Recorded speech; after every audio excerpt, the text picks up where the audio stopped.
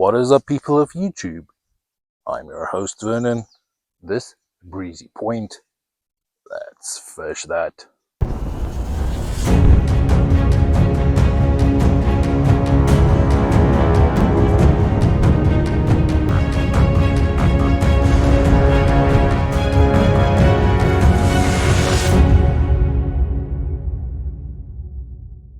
Alright, ladies and gents, things don't always go according to plan. My idea for this year was doing a walleye opener. During the walleye spawn, you're not allowed to target walleye and sauger, but at the end of the spawn, there is an opener weekend, and that typically coincides with when you need to get a new fishing license. So it kind of feels like a new year, a new start. However, the weather didn't want to play along. We had some extremely windy conditions and some rainy conditions, and just generally being busy, I couldn't find time to do a video. Now, don't get me wrong, you can still go fishing when it's windy or it's rainy. It's just when recording a video, it's a bit difficult. You don't want the noise of the wind blowing into the microphones constantly. So I thought I'd wait a bit and see whether we get some better weather, and it has improved, but it's now been almost a month, so it doesn't make sense to do an opener anymore. So rather than doing a walleye focused video, I'm rather just going to fish whatever's willing to bite. Now, before we get into why specifically I chose Breezy Point, let's get some baits into the water. Alright, so I'm going to do simple setup where we have two little hooks. This is called a high-low rig because you have one hook high, one hook low. And on there, I'm using some circle hooks. The top hook is a little size 4 circle hook, and the bottom one, that is a 2-odd circle hook. And I'm just using circle hooks because it just gives me a little bit more time to actually try and catch the fish, especially while busy with filming and stuff like that.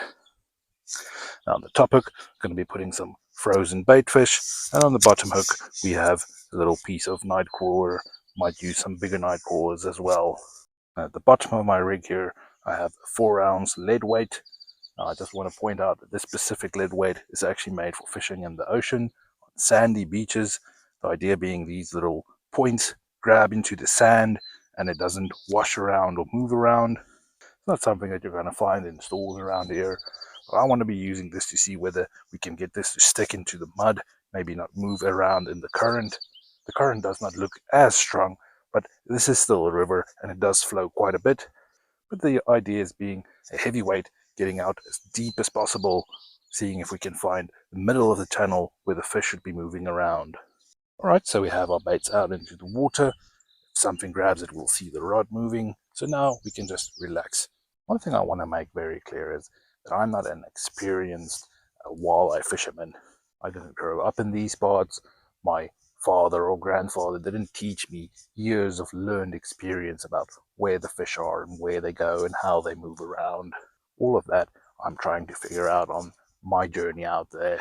And when researching, trying to figure out where these fish go, I saw that places like Halka Bay, these are the type of spot where people say during the spring walleye fishing is extremely good, and that is quite a long ways up into Lake Winnipeg.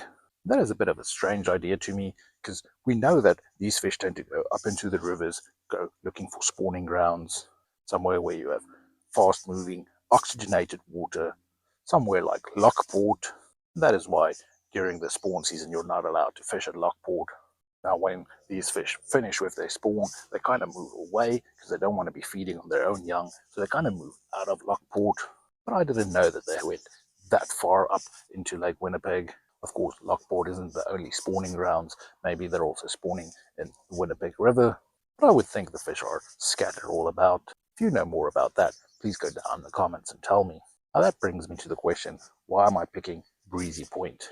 Well, to kind of explain that better, I want to use a bit of an analogy. Let's say you're going on vacation. You're leaving from your house and you're driving to your vacation destination. On your way there, you might stop at a gas station or a service station, maybe get some fuel and get something to eat. Once finished with your vacation, you make your way back, maybe stop at that same service station. Maybe the food was really good, get something to eat before heading out to home. In this analogy, home being Lake Winnipeg and the vacation place being Lockport, the spawning grounds. Breezy Point is a spot in between where you have deeper water, and it just seems to be a spot where you might stop for some refueling. Now, of course, it's not just the walleye that's spawning. Different fish spawn at different times. Typically, it will be something like pike spawning, then suckerfish, the walleye, maybe then the catfish, bass, carp, all sorts of different fish spawning at different times. So different fish moving up and down this little corridor. My idea is just getting baits out there and see if we can get anything in between this movement to want to feed.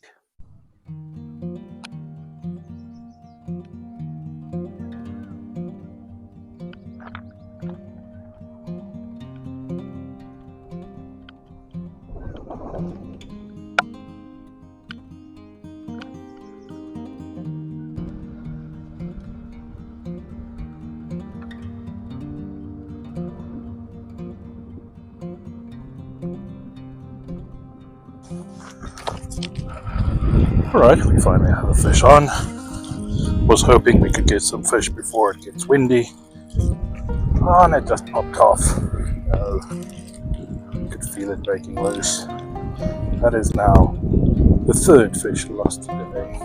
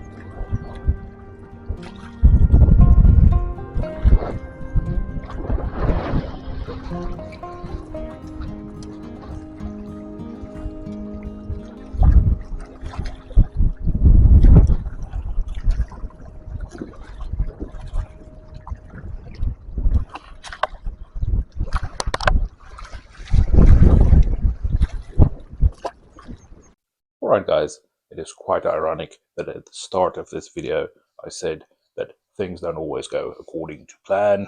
Now, I quickly want to point out a few things. For instance, the guy that was to my left, he actually caught a greenback walleye, and the guy to my right, he actually caught quite a big channel catfish, whereas I lost 3 fish.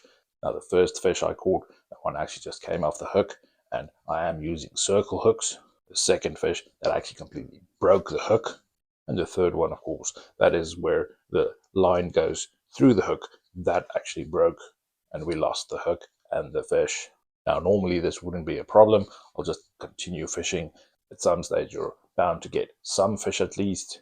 But sadly on this particular day, I actually had some appointments later on that afternoon, so I couldn't fish the entire day.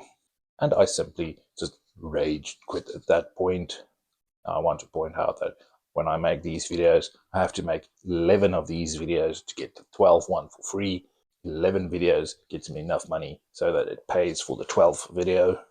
And thinking to myself, losing all of these fish and driving out a quarter tank of fuel just to get there and not catch any fish, it's not a good feeling. And it was for that reason I simply decided that I'm not going to do a video out there. But I thought, seeing as how I'm in the area, let's stop at Lockport, see if we can at least get a fish for the day. I had about an hour out there to fish, and I threw around a bunch of lures. Didn't get any interest. Went over to the night crawlers. We started catching some bullhead catfish, so I did get some fish at least. But all in all, this was actually a very disappointing day. And like I said, I thought I'm not going to do a video. But then I realized that this is actually a very important thing. It is a teaching moment as well. People think it's very easy to just simply do this, and you do have some good and easy days, but you also do have some of the bad days. So I am aware that this is maybe not the best video out there, but at least I wanted to show people that you do get good and bad days. You only get to see the good days here on YouTube, but the key message is to power through the bad days. Now, it would be easy for me to just not simply upload this video, but I do feel it's important. Maybe someone out there needs to hear this. It's not always smooth sailing. It's not always easy.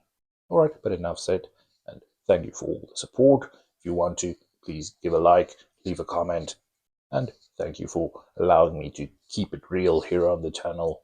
I'll try and do my best to not do a lot of these types of videos, but I want to thank you guys for following along.